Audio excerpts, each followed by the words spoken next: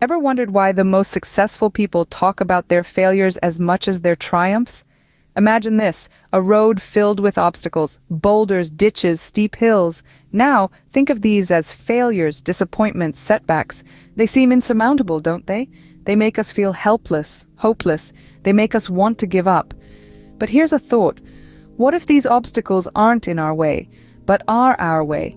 Failure can be daunting. It can make us question our abilities, our worth. It can make us lose focus. It can make us forget our goals.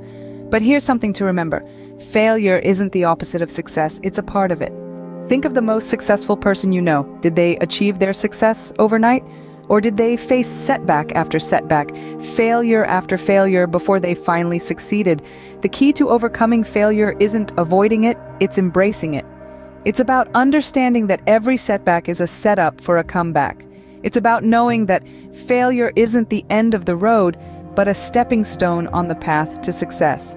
So, the next time you face a failure, don't let it dishearten you. Use it as a learning experience. Understand what went wrong and how you can prevent it from happening again.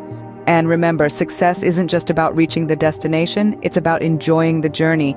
It's about overcoming the obstacles, not avoiding them. So get up, dust yourself off, look your failure in the eye and say, "You're just a stepping stone on my path to success."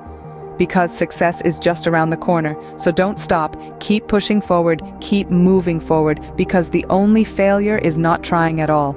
So go out there, embrace your failures, learn from them, and keep moving forward because success is just around the corner.